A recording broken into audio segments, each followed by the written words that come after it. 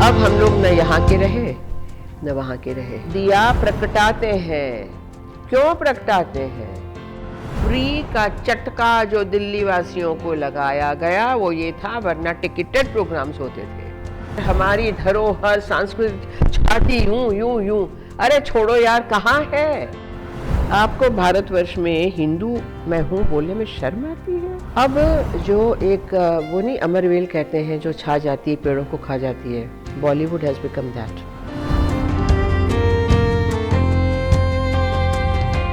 नमस्कार, स्वागत है आपका मेरे YouTube channel go candid with योजना भारद्वाज में। आज मैं आपको मिलाने जा रही हूँ पद्म भूषण पद्म विभूषण एक renowned Indian classical dancer Sonal Mansingh ji से। सोनल मानसिंह नाम है एक हौसले का, एक जज्बे का, एक प्रेरणा का। वो सिर्फ इंडियन क्लासिकल डांसर ही नहीं है, बल्कि एक बेहतरीन कोरियोग्राफर हैं, सोशल एक्टिविस्ट हैं, बेहतरीन प्रवक्ता और साथ ही हैं Rajya Sabha MP। Thank you so much ma'am for joining us. It's truly an honour for us कि आप हमारे शो में आए। नमस्ते टू योजना जी, नमस्ते टू भूपेंद्र जी। मेरे लिए बहुत खुशी की बात है। बिल्कुल, हमारे लिए बहुत सम्मान की बात है।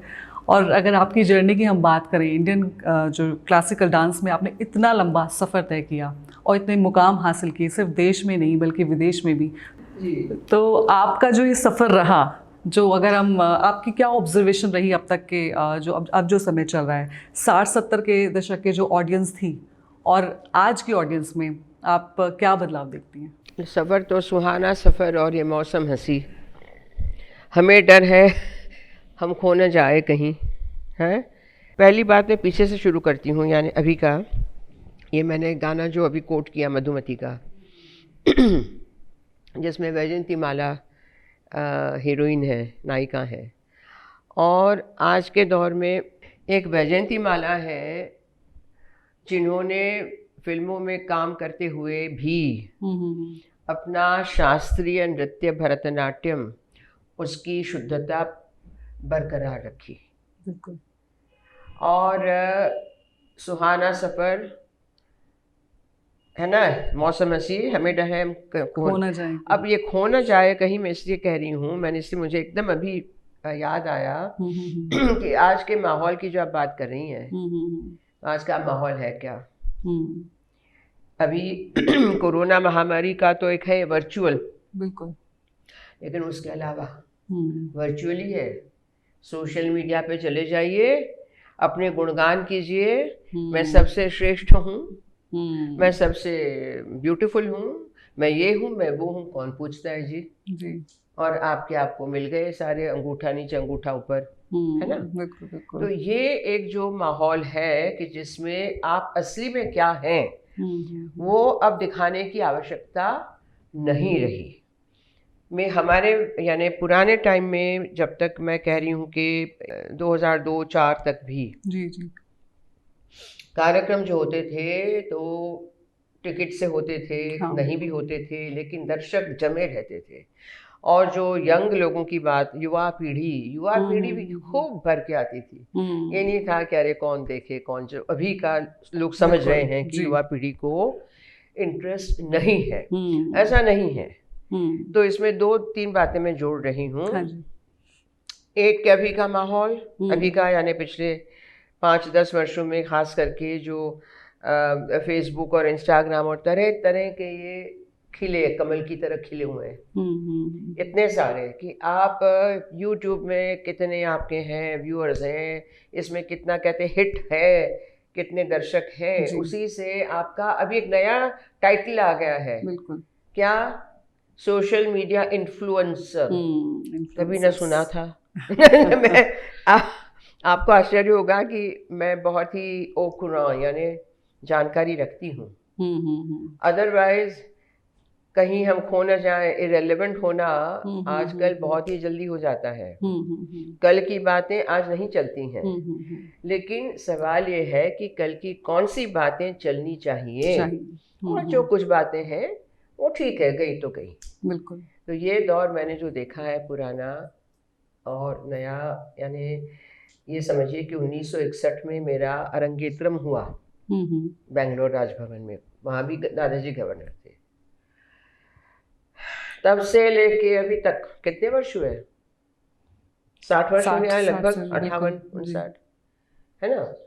अब उसमें आप सोचिए कि कहाँ तो पूरी कैबिनेट देखने आती थी, कहाँ तो राष्ट्रपति भवन में होते थे, कहाँ तो छोटे बड़े शहरों में कार्यक्रम।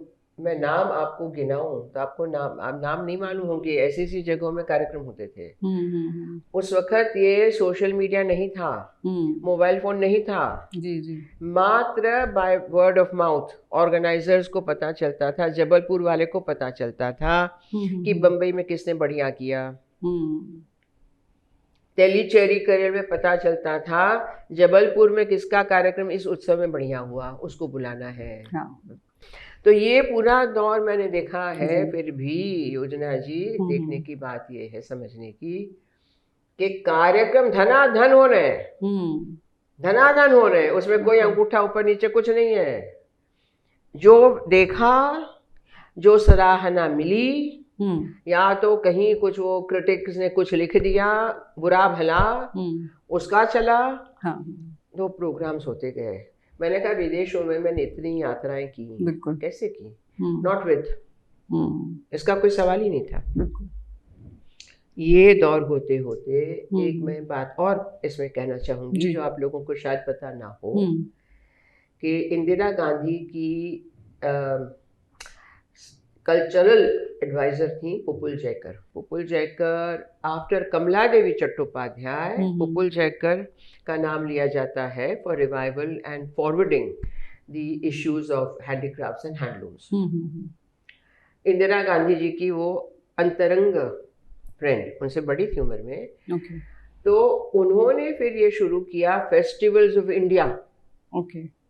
83 में पहली बार यूके में हुआ, फिर अमेरिका में हुआ, रशिया में हुआ, यहाँ हुआ, वहाँ हुआ, दुनिया भर में होते गए। For the first time anything was free. तो उसमें बड़े बड़े गायक, हमारे जैसे डांसर्स, लेकिन फ्री।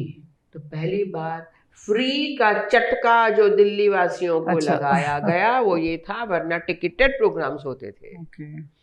और ये मात्र दिल्ली में है, कलकत्ते में नहीं, बम्बई में नहीं, चेन्नई में नहीं, कहीं नहीं है। और ये भी जो एक बात है ध्यान देने वाली है कि इसकी वजह से भी थोड़ा ये हो गया कि भाई हमारे पास तो 10 इनविटेशंस एक शाम के हैं, अब ठीक है, कहीं गए नहीं गए, कहीं मुंह दिखाई करनी है, फ्री है। आप यदि 5 रुपये की भी टिकट लेते हैं तो आपको लगेगा टिकट है, जाना चाहिए। बिल्कुल। तो ये फ्री का चटका दिल्ली में बहुत बुरा है। उसकी वजह से फिर ये हो गया कि आप स्पॉन्सरशिप लाइए, आर्टिस्ट सबकी कहीं ना कहीं से तो आपको इन्वेस्टमेंट गाड़ी में हाथ डालिए, हाथ जोड़िए। ये बातें भूपेंद्र बहुत कड़वी लगती हैं, बिल्कुल कड़वी लगती हैं। और इसमें कलाकार और कला का जो एक गिर गया सम्मान, बिल्कुल, कि आप तो आश्रित हो गए। बिल्कुल। देखिए पहले राज्याश्रय जो कहते थे ना, दैट छोटे मोटे तालुकदार, जागीरदार, रॉयल फैमिलीज, ये वो सारे मंदिर वगैरह, लेकिन वो actually they used to look after the artists. कलाकारों को आश्रय देना यानी क्या कि उनकी देखभाल होती थी, घर देते थे, जर जमीन, ये वो सब, and they were highly respected. बिल्कुल। अब हम लोग न यहाँ के रहे न वहाँ के रहे। थोड़ा कमर्शियल एस्पेक्ट ज़्यादा बढ़ गया।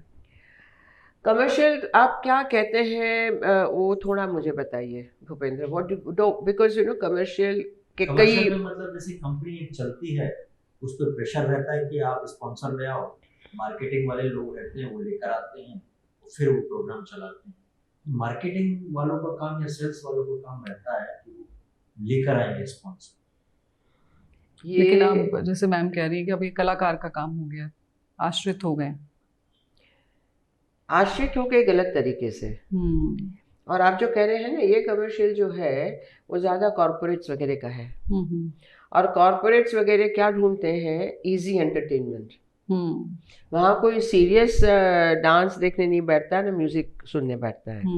ये भी एक बहुत ही योजना आपको जी। आश्चर्य लगेगा कि पहले शादी ब्याह में भी MS सुब्बलक्ष्मी, जसराज, बड़े बड़े ने गाया है। मैंने खुद नृत्य किया है, बाकायदा स्टेज बनता है, बाकायदा ग्रीन रूम, बाकायदा हर चीज, जी। और वर वधू और सारे लोग बैठ के देखते हैं। लेकिन यदि कोई ऐसे छोटे मोटे ग्रुप्स को बुलाते हैं, स्टेज आर्टिस्ट को, तो उसमें 25 और 30 हजार पे झगड़ा होता है। वो भी लोग रेडी नहीं है देने तो के लिए। कमर्शियल जो आप कह रहे हो ना, सही है भूपेंद्र। क्या हो गया है ना कि there are lot of mushroom groups, and why not, ठीक है। आपके टेलीविजन में रियलिटी शोज हैं, बिल्कुल। वो 2.5 मिनट के लिए कितने चक्कर काटने पड़ते हैं, और कितनी बार आपका, यानी आप वहाँ से वहाँ पहुँचे, वहाँ से वहाँ पहुँचे, वहाँ से वहाँ, फिर आखिरी फाइनल्स पहुँचे, तो और उसके लिए कितनी मेहनत। बिल्कुल। और यदि आपको नहीं मिला और मिल भी गया, तो 2 वर्ष के बाद या 1 वर्ष के बाद कहीं नाम है उनका? बिल्कुल नहीं। तो ये जो बिल्कुल सुपरफिशियलिटी आ गई, वो भी तो कमर्शियल है। बिल्कुल। आपको टीवी में दिखाया गया, आपके माँ बाप को दिखाया गया, कुछ वक्त के लिए आप चमके, उसके बाद खत्म, शांत हो।